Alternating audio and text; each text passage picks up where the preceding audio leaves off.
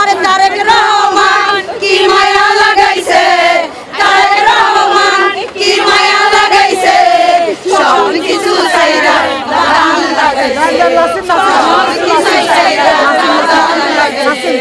আরে আমার মায়ে আমার কি মায়া লাগাইছে, আমার মায়ে আমার কি মায়া লাগাইছে, সব কিছু চাইরা দান লাগাইছে, সব কিছু চাইরা দান লাগাইছে। আরে আমার মায়ে আমার কি মায়া লাগাইছে, আমার মায়ে আমার কি মায়া লাগাইছে, সব কিছু চাইরা দান লাগাইছে, সব কিছু চাইরা দান লাগাইছে। আরে মিস্টার রবি কি মায়া লাগাইছে, মিস্টার রবি কি মায়া লাগাইছে, সব কিছু চাইরা দান লাগাইছে, সব কিছু চাইরা দান লাগাইছে।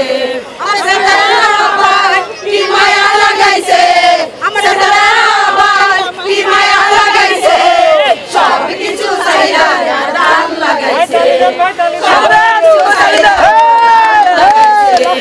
সব কিছু চাইরা দান লাগাইছে। খালেদা জিয়া আমার কি মায়া লাগাইছে, খালেদা জিয়া আমার কি মায়া লাগাইছে, সব কিছু চাইরা দান লাগাইছে, সব কিছু চাইরা দান লাগাইছে। আরে তারেক রহমান কি মায়া লাগাইছে, তারেক রহমান কি মায়া লাগাইছে, সব কিছু চাইরা দান লাগাইছে। আরে তারেক রহমান কি মায়া লাগাইছে, তারেক রহমান কি মায়া লাগাইছে, সব কিছু চাইরা দান লাগাইছে, সব কিছু চাইরা দান লাগাইছে। কি মায়া লাগাইছে, তারেক রহমান কি মায়া লাগাইছে, সব কিছু চাইরা মায়া লাগাইছে, সব কিছু চাইরা দান লাগাইছে। আরে খালেদা জিয়া আমার কি মায়া লাগাইছে, খালেদা জিয়া আমার কি মায়া লাগাইছে, সব কিছু চাইরা দান লাগাইছে, সব কিছু চাইরা দান লাগাইছে। আরে তারেক রহমান কি মায়া লাগাইছে। এখন পর্যন্ত খালেদা থেকে দেখার জন্য, কিন্তু এখন দেখতে পাই না। এখন পর্যন্ত আমার মিছিল মিটিং বক্তব্য শেষ হয় না। আমি এখন ওনাকে একটু দেখে যেতাম, আমার জনগণ দেখে যেত। আপনার সামনে দাঁড়াইলে কি করবেন আপনি? আমি অনেক খুশিতে অনেক দু একটা কথা বলতাম, আমি হাতে হাতে রাখে হ্যান্ডশেক করতাম, হ্যান্ডশেক করে আমাদের দলের যে কথাগুলো আমার এগুলো বলতাম, যা বলার ছিল আমি তা বলতাম। ওনাকে দীর্ঘদিন ষড়যন্ত্র করে মানে মেরে ফেলার জন্য অনেক ষড়যন্ত্র করেছে। তো রাখে আল্লাহ মারেকে আমার নেত্রী একবার বলেছিলেন। তো যারা আসলে ওনাকে মারতে চেয়েছিলেন, আজকে তাদের অবস্থানটা কোথায়? তারা আজকে পালিয়ে বেড়াচ্ছে। জনগণ যে সকল ক্ষমতার উৎস, এটাই হচ্ছে তার প্রমাণ।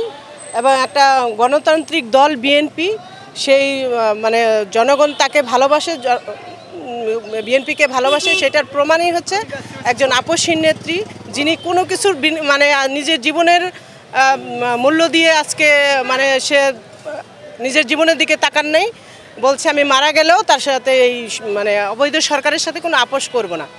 তো সেই আপোষহীনতার ফলে আজকে বাংলাদেশ মুক্ত হলো, একটা স্বৈরাচারী মানে সরকার থেকে মুক্ত হয়েছে।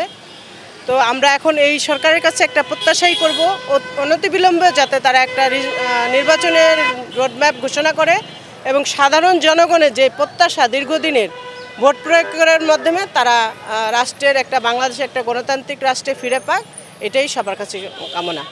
17 বছর পরে ম্যাডাম সুস্থ হয়ে বাংলাদেশে আসছে, আমাদের এত খুশি, অনেক খুশি, অনেক খুশি, ঈদের চেয়ে বেশি খুশি, যাতে সবাই দেখতে পারি। হ্যাঁ হ্যাঁ, এর জন্য আরো বেশি খুশি, যেন তাদের সাথে সবাই ফ্যামিলি একসাথে আসছে। আর তারেক জি আসলে আমরা আরো খুশি হইতাম যদি উনি আসতে পারতো। এর অনুভূতিটা অন্যরকম ভালো লাগা, কারণ প্রথমত স্বাধীনভাবে বিএনপির জন্য বিএনপির প্রধানেরকে স্বাগতম জানাতে পারতেছি আজকে। আসলে অনুভূতিটাই অন্যরকম, প্রকাশ করার মতো না। কি রাখে আল্লাহ মারে কে, ঠিক আছে? আল্লাহ চাইছে বলেই আজকে এই সুন্দর দিনটা ফিরে আসছে। আর সব খারাপেরই একটা পতন একদিন আসবেই। বলার আছে সেটা বাংলাদেশের মানুষ সাক্ষী আছে। উনি পদ্মা সেতু থেকে ওনাকে মানে চুবিয়ে মারবে সেরকম উনি বলছিল। তারপরে উনি যে একটা পরিত্যক্ত কারাগারে ওনাকে দীর্ঘদিন রেখেছেন আপনারা জানেন। তারপরে এই যে ওরা চিকিৎসার জন্য বিদেশে যেতে দেয় নাই। সবচেয়ে একটা মানবিক একটা দলের 3 বারের প্রধানমন্ত্রী বারবার আবেদন করার পরেও তারা তাকে মানে সুযোগ দেয় নাই বিদেশে যাতে সে মারা যায়। আজকে এই যে বললাম প্রত্যেকেই জনগণের ভালোবাসা দোয়া এবং ফল একটা স্বৈরাচারী সরকার যিনি আমাদের ম্যাডামকে চিকিৎসার সুযোগটুকু পর্যন্ত দেয় নাই।